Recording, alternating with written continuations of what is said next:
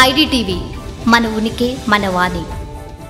ప్రకృతి సేవలో శ్రమించి పర్యావరణ పరిరక్షణ కార్మికుడిగా అనుక్షణం పనిచేసిన వనజీవి రామయ్య ఈ లోకాన్ని విడిచి వెళ్ళిపోయారు. ప్రభుత్వ పెద్దలు, సామాజికవేత్తలు, అభిమానులు, కుటుంబ సభ్యుల సమక్షంలో వనజీవికి అధికార లాంఛనాలతో అంత్యక్రియలు పూర్తయ్యాయి.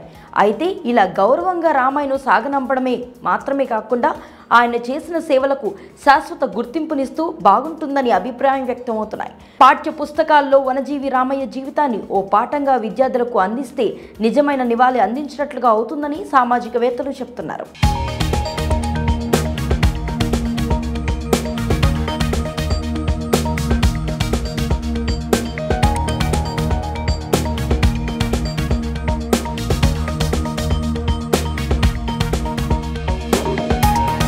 బతికినంతకాలం పచ్చదనం పరిరక్షణ కోసం, చెట్లను కాపాడడం కోసం, భావితరాలకు పచ్చనైన ప్రకృతి అందించడం కోసమే ప్రతిక్షణం ఖర్చు చేసిన వనజీవి రామయ్య పూర్తిగా ప్రకృతిలో కలిసిపోయారు.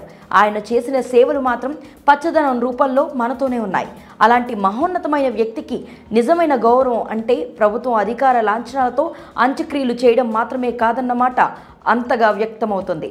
ఏమాత్రం స్వార్థం లేకుండా, ఎవరి సహకారాన్ని ఆశించకుండా కోటికి పైగా మొక్కలు నాటి చూపించిన ఆయన జీవితాన్ని భావితరాలకు పాఠ్యాంశాల రూపాల్లో అందిస్తే బాగుంటుందన్న మాట బలంగా వినిపిస్తుంది.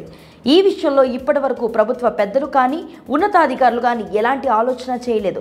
కానీ వనజీవి రామయ్య అంత్యక్రియల కోసం జిల్లా మంత్రి పొంగులేటి శ్రీనివాసరెడ్డితో పాటు Khammam collector Srinivasa Reddy, Khammam rural ACP Tirupati Reddy, Khammam rural తహసీల్దార్ రాంప్రసాద్, మున్సిపాలిటీ కమిషనర్ శ్రీనివాసరెడ్డి వంటి వాళ్ళు హాజరయ్యారు.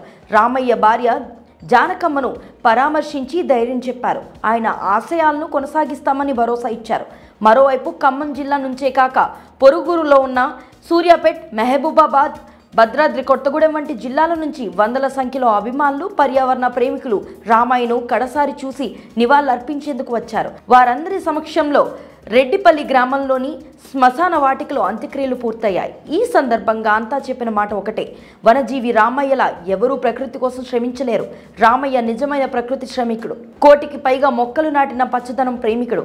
పేదరికాన్ని, కుటుంబ బాధ్యతలను సమానత్వం చేసుకుంటూ ముందుకు వెళ్ళి తన లక్ష్యాన్ని ముద్దాడిన నిజమైన పోరాట యోధుడు. అందుకే అతని జీవితాన్ని భావితరాలకు అందించాలి. అది మాటల రూపంలో కాకుండా పాఠ్య పుస్తకాల్లో వనజీవి రామయ్య జీవితాన్ని చేర్చాలి. చెట్ల పెంపకానికి ఆయన చేసిన శ్రమను పాఠ్యాంశాల రూపాల్లో అందించాలి. అప్పుడు మాత్రమే నిజంగా వనజీవి రామయ్య జీవితం, ఆయన చేసిన శ్రమ తరతరాల పాటు నిలిచిపోతుంది, అందరికీ ఆదర్శాన్ని పంచే విధంగా ఉంటుంది. ఈ విషయంలో ప్రభుత్వం నిర్ణయం తీసుకుని ఉన్నతాధికారులకు ఆదేశాలు జారీ చేయాలన్న డిమాండ్లు వినిపిస్తున్నాయి. వనజీవి రామయ్యకు అదే మనమిచ్చే ఘన నివాళులు అని అభిప్రాయాలు కూడా బలంగా వ్యక్తమవుతున్నాయి. దీనికి సంబంధించి మీ అభిప్రాయాన్ని కామెంట్ సెక్షన్లో తెలియజేయండి. స్టోరీని లైక్ చేసి షేర్ చేయండి. మరిన్ని ఇంట్రెస్టింగ్ అప్డేట్స్ కోసం ఐడిటీవీని సబ్స్క్రైబ్ చేసుకోండి.